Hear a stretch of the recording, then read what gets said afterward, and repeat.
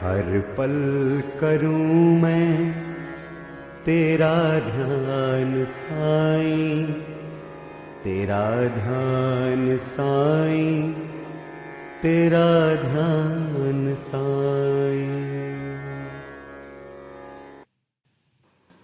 Jai Sai Ram.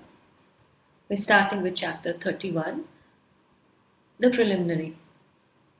The last thought that a man has at the moment of death determines his future course. Sri Krishna has said in the Gita, "He who remembers me in the last moment comes verily to me, and he that meditates otherwise at that time goes to what he meditates on." We cannot be certain that we can entertain a particular good thought at our last moment, for we are most likely to be terrified of many things. Hence, constant practice is necessary to enable us to fix our mind on any desired good thought at the time of our death. Saints therefore recommend that we always remember God and chant His name so that we are focused when the time of our departure comes. Devotees surrender themselves completely to the saints with the firm belief that the omniscient saints will guide them and help them in their last moments. A few such cases will be noted here. Sanyasi Vijay Anand. A sannyasi named Vijay Anand started on a pilgrimage to Mansarovar. On the way there, upon hearing Baba's fame, he halted at Shirdi. There he met Somdevji Swami of Haridwar and asked him about the particulars of the Mansarovar trip. The Swami told him that the Sarovar was 500 miles from Gangotri and described to him the difficulties of the journey: plenty of snow, change of dialect every 150 miles, and the suspicious nature of the people of Bhutan who harassed the pilgrims. Hearing this, the sannyasi was dejected and cancelled the trip. Then he went to meet Baba and prostrated before him. Baba got enraged and said, "Drive out this useless sannyasi. His company is of no use." The sannyasi did not know Baba's nature. He was upset by this, but sat there watching things that were happening in the masjid. It was the morning darbar and the masjid was crowded. Baba was being worshipped in various ways. Some people were washing his feet, some were drinking the holy water from the feet. Others were swabbing their eyes with it, while some others were applying scents and sandal paste to his body. Everyone was doing these things with no distinction of caste and creed. Though Baba got enraged with him, he was filled with affection for Baba and he did not want to leave the place. He had been in Shirdi for 2 days when he got a letter from Chennai stating that his mother was very ill. He was very dejected and wanted to be by his mother's side, but could not leave without Baba's permission. So he saw Baba with the letter in hand and asked for permission to return home. The omniscient Baba, who knew his future, said to him, "If you loved your mother so much, why did you accept sannyas? Fondness or attachment is not a part of sannyasi's life. Go and sit quietly in your lodging and wait patiently for a few days. There are many robbers in the Vada. Bolt your doors and be very vigilant. Otherwise the thieves will steal everything. Wealth and property are transient and the body is subject to decay and death. Knowing this, do your duty and forget all attachment to the things in this world and the next. He who does this and surrenders himself to the feet of Hari will be free from all troubles and attain bliss. The Lord runs to help the devotee who remembers and meditates on him with love and affection. Your store of past merits is considerable, and therefore you have come here. Now imbibe what I say and realize the aim of your life. With a desireless mind, begin from tomorrow the study of the Bhagavad. Do 3 saptas conscientiously. The Lord will be pleased with you and destroy your sorrows. Your illusions will vanish and you will get peace. Seeing that his end was approaching, Baba prescribed the remedy and made him read the Ram Vijaya, which is believed to please the god of death. The next morning, after bathing and purifying rites, he started reading the Bhagavad in a secluded part of the Lendi garden. He finished 2 readings and thereafter felt very exhausted. He returned to the Vada and stayed in his lodging for 2 days. On the 3rd day, he breathed his last breath on Fakir Bade Baba's lap. Baba asked people to preserve the body for a day for a good reason. The police came later and on making inquiries, gave permission for the disposal of the body. It was cremated in a proper place with due rites. In this way, Baba helped the sannyasi and ensured he attained salvation. The next story is called Balram Mankar. There was a devotee named Balaram Mankar. His wife passed away and he was rather dejected. So, after entrusting his household to his son, he left his home and came to Shirdi and lived with Baba. Baba was pleased with his devotion and wanted to give a good turn to his life. He gave him 12 rupees and asked him to go live in Machindragarh. Mankar was first unwilling to go and stay away from Baba, but Baba convinced him. He asked him to practice meditation thrice a day. With full faith in Baba's words, Mankar came to Machindragarh. He was very pleased with the lovely sights, pure water, healthy air, and the surroundings of the place, and he began to assiduously meditate as Baba recommended.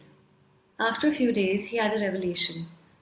Usually, devotees get revelations in their trance states, but in Mankar's case, he got it when he came back to his ordinary consciousness. Baba appeared to him in person.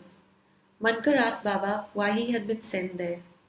Baba replied, "In Shirdi, many thoughts and ideas began to arise in your mind, and I sent here to rest your unsteady mind.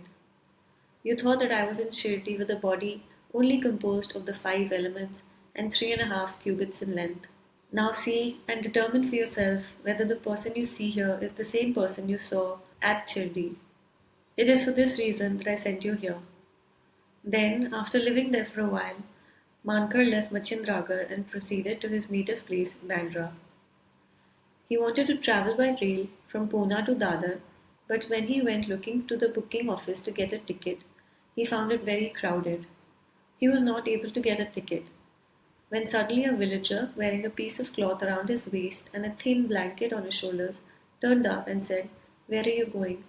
"To Dadar," replied Mankar. Then he said, "Please take this ticket of mine, as I have some urgent business here. I have cancelled my Dadar trip." Mankar was very glad to receive the ticket and was just about to pay the villager when the rustic suddenly disappeared into the crowd. Mankar tried to look for him in the crowd, but it was in vain. He waited for him till the train left the station, but found no trace of him. This was the second revelation Mankar got in a strange form. Then Mankar, after visiting his home, again returned to Shirdi and remained there at Baba's feet. He always followed Baba's instructions and advice. In the end, he was very fortunate to leave this world in the presence and with the blessings of Baba. In these stories, we see how Baba helps rid us of our attachments, distractions, so that we can focus on what is the goal of life according to many religions and holy scriptures, which is to attain salvation, to die a glorious death at the feet of the Lord.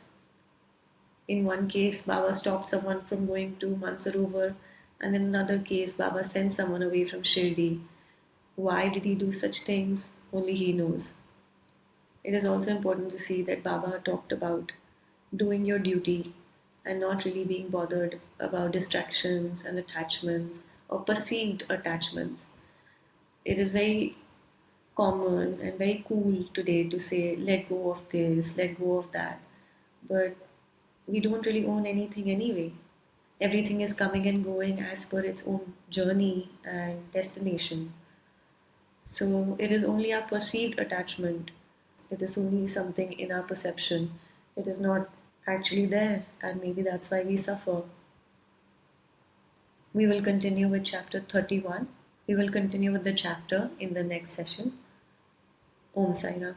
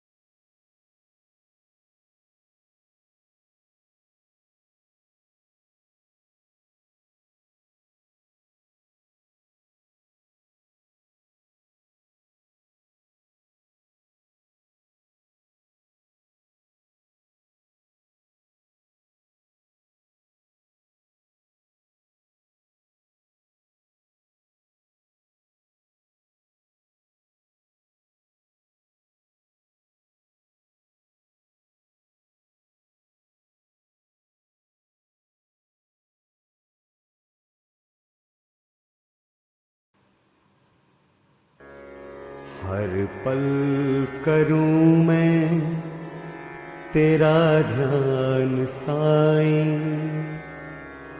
तेरा ध्यान साईं, तेरा ध्यान साईं।